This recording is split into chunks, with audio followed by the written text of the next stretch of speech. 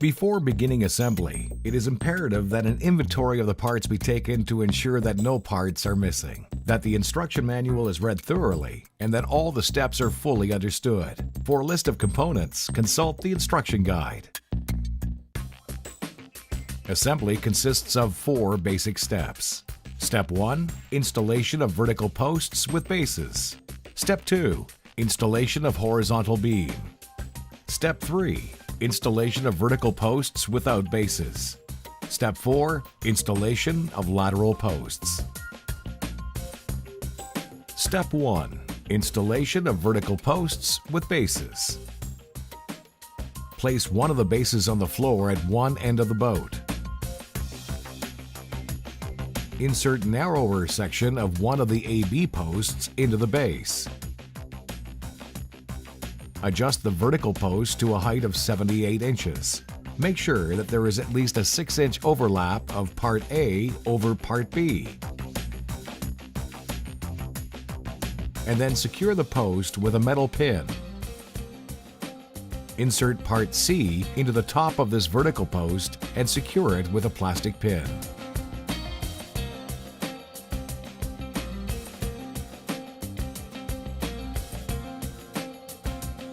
Now, you must stabilize the vertical post using 4 straps. To assemble the straps, the teeth of the clamp on part GI must be facing upward and GII must be inserted from the bottom to prevent GI from slipping off GII.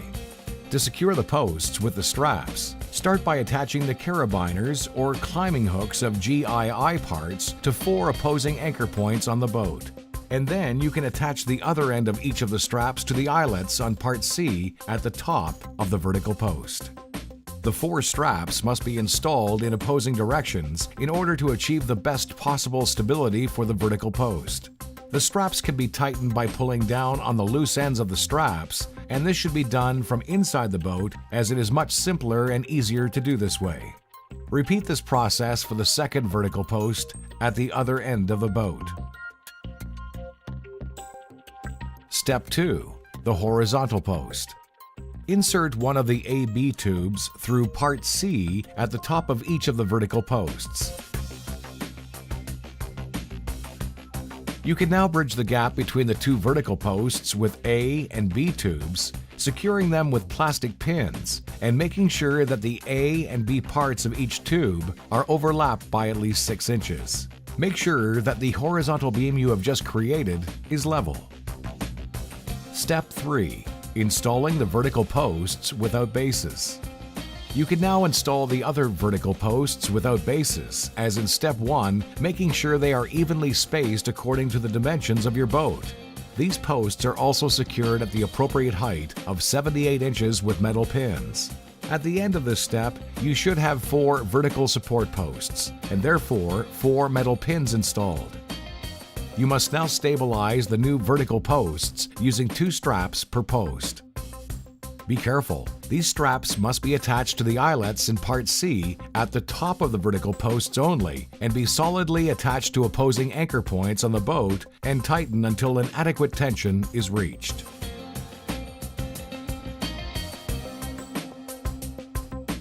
Now that the frame is solidly supported by all 12 straps, insert one of the flexible unions into one end of the horizontal beam and secure it with a plastic pin.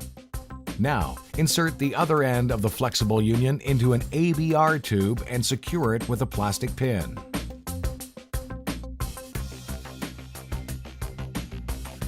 Adjust the ABR tube so that it rests on the floor of the boat at as close to a 90-degree angle as possible and secure it with a plastic pin.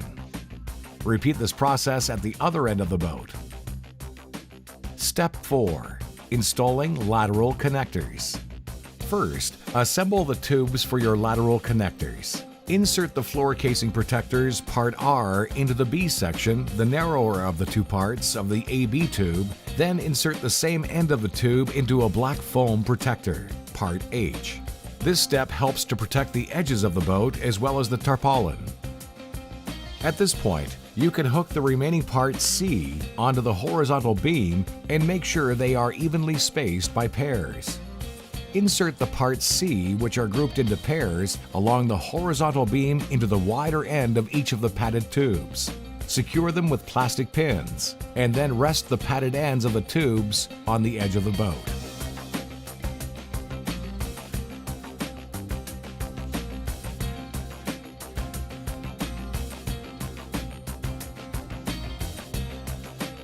You have now completed the installation of your Navigloo frame. All that's left is to cover the structure with your Navigloo tarpaulin and tie it down securely using the ropes provided for this purpose. It is also strongly recommended that an additional length of rope be belted around the hull of the boat over the tarp to hold it securely in place during the storage period.